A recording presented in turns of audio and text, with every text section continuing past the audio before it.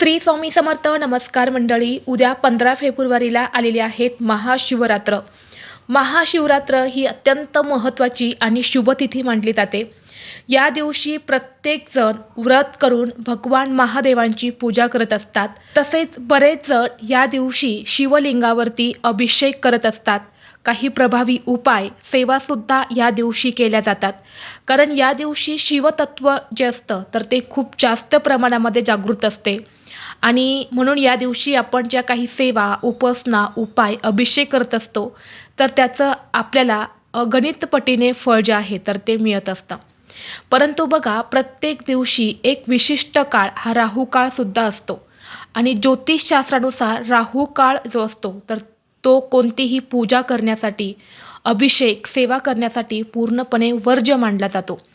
जर या काळात आपण कोणतीही पूजा केली तर त्या पूजेचं आपल्याला कोणतंही शुभफळ हे प्राप्त होत नाही. या व्यतिरिक्त त्याचे वाईट परिणाम हे सुद्धा आपल्याला भोगावे लागत असतात.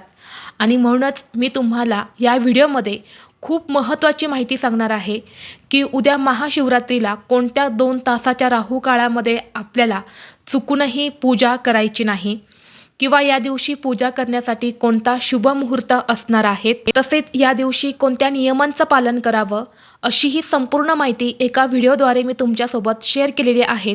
तो व्हिडिओ पाहण्यासाठी या व्हिडिओच्या खाली जो छोटा त्रिकोण दिसत आहे त्या त्रिकोणावरती तुम्ही क्लिक करा, म्हणजे योग्य ती माहिती तुमच्यापर्यंत येईल. धन्यवाद. श्री स्वामी समर्थ.